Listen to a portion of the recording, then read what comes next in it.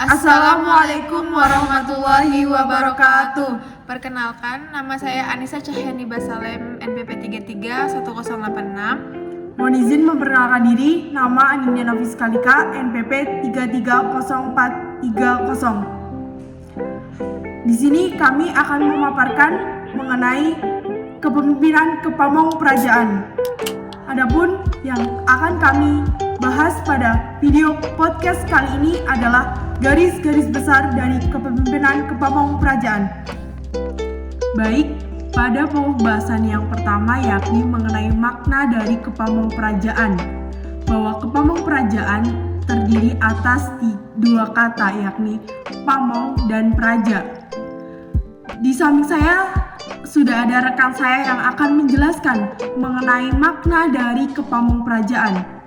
Waktu dan tempat saya persilahkan. Jadi saya akan menjelaskan yang pertama itu makna kata pamong. Asal kata pamong berasal dari bahasa Jawa among yang artinya adalah mengasuh, membimbing, atau mendidik. Dari kata among kemudian menjadi pengamong, artinya orang yang mengasuh, atau orang yang membimbing, atau orang yang mendidik. Yang kedua, saya akan menjelaskan makna dari kata pamong praja. Menurut KBBI, pamong praja berarti pegawai negeri yang mengurus pemerintahan negara. Dalam Kamus Indonesia Inggris diterjemahkan pamong praja sebagai civil service. Jadi, pamong praja dapat diartikan sebagai pengasuh pemerintah atau abdi masyarakat. Lebih jauh dijelaskan bahwa pamong praja adalah sektor pemerintah terutama terdiri dari birokrat karir yang diangkat berdasarkan cara profesional daripada ditunjuk atau dipilih, di mana masa jabatan institusional biasanya bertahan dalam transisi kepemimpinan politik. Baik, itulah merupakan makna dari Kepamong Praajaan yang telah dijelaskan oleh rekan saya. Untuk pokok bahasan yang selanjutnya yaitu mengenai pengertian Kepamong Praajaan menurut para ahli. Nah, apa sih itu pengertian pamong praja menurut beberapa ahli? Baik, pengertian Kepamong Praajaan menurut beberapa para ahli yang pertama berdasarkan Dr. Kusuma Hatmaja pada tahun 1978 yang menjelaskan bahwa Kepamong Praajaan merupakan sekelompok warga negara yang dididik khusus untuk melaksanakan tugas-tugas pemerintahan umum di daerah sebagai wakil pemerintahan pusat. Yang kedua, ada pengertian dari Profesor Muhammad Riaz Rashid pada tahun 2013 yang mengartikan bahwa pamong praja adalah penyelenggara pemerintah yang merupakan inti dari sebuah birokrasi. Sedangkan menurut Profesor Muklis Hamdi pada tahun 2011 menjelaskan bahwa pengertian pamong praja merupakan suatu profesi dalam birokrasi pemerintahan, khususnya dalam birokrasi pemerintahan di daerah tersebut.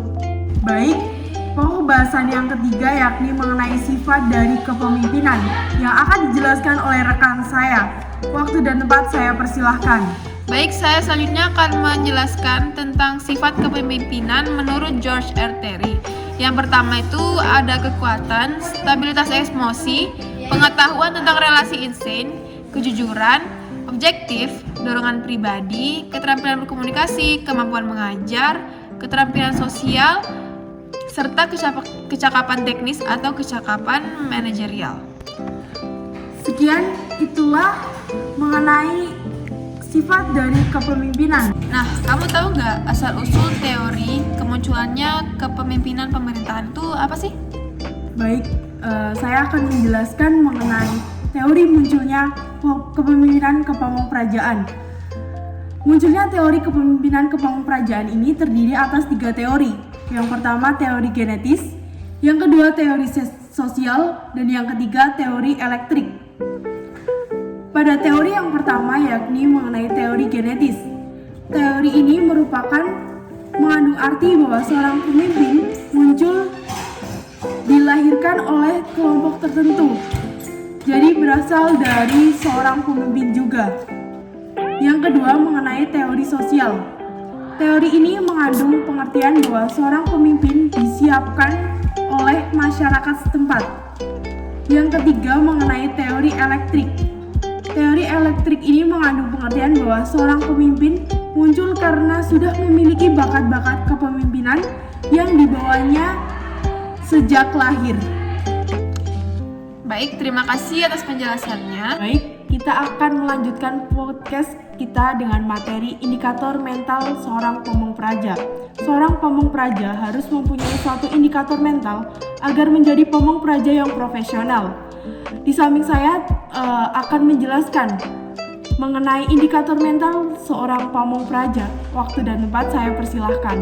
Nah, jadi saya akan menjelaskan indikator mental seorang pamong praja yang dikatakan idealis atau profesional itu mereka harus bisa yang pertama ekspertisme, yang kedua disiplin, yang ketiga etos kerja atau etika dalam bekerja, yang keempat ada kemampuan, yang kelima kecermatan, lalu ketelitian, stamina, tidak boleh melakukan kesalahan, dan yang terakhir adalah mereka mampu bertanggung jawab.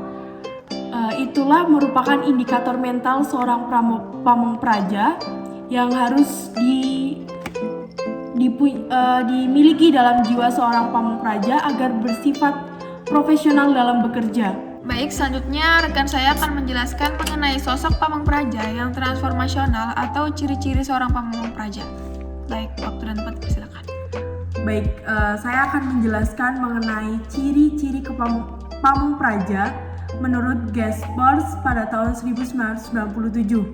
Adapun ciri-ciri yang dimiliki oleh seorang pamong praja yakni memiliki visi yang kuat, memiliki peta tindakan yang dibuat sesuai dengan permasalahan, yang ketiga memiliki kerangka atau misi, yang keempat memiliki kepercayaan diri yang lebih, yang kelima memiliki mampu atau berani dalam mengambil resiko, yang keenam yakni memiliki gaya pribadi inspirasional, yang ketujuh yakni memiliki kemampuan dalam merangsang usaha-usaha yang ada di sekitar.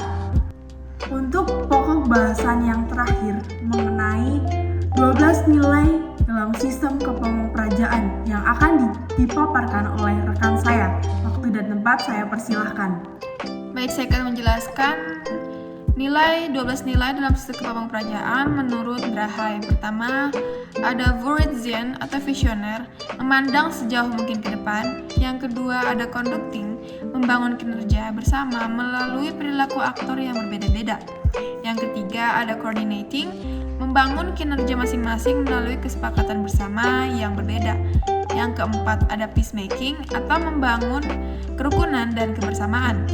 Yang kelima ada residue caring atau mengelola sampah sisa yang beda, yang salah, dan yang terbuang. Yang keenam ada turbulence serving, yaitu mengelola ledakan yang dianggap mendadak atau di luar kemampuan atau force majeure. Yang ketujuh ada Fries Emerson, keberanian bertindak untuk kemudian mempertanggungjawabkan. Yang kedelapan ada generalist and specialist function, yaitu knowing less and less about more and more and more and more about less and less. Yang kesembilan ada omnipresence atau terasa hadir di mana-mana. Yang ke-10 ada responsibility, menjawab dengan jelas dan jujur, menanggung risiko secara pribadi menurut ethical otonom. Yang ke-11 ada magnanimous thinking atau mind berpikiran besar dan kuat menerobos zaman membuat sejarah. Yang terakhir ada distinguished statesmanship atau keneragawaan keutamaan selama memangku masa jabatan publik, berdiri di atas semua kepentingan, tidak memihak atau impartial. Sekian. Baik, itulah merupakan 12 nilai dari sistem kepamongprajaan yang telah dipaparkan oleh rekan saya. Itulah mengenai garis-garis besar dari kepemimpinan kepamongprajaan. Sekian podcast dari kami. Kurang lebihnya mohon maaf. Wassalamualaikum warahmatullahi wabarakatuh.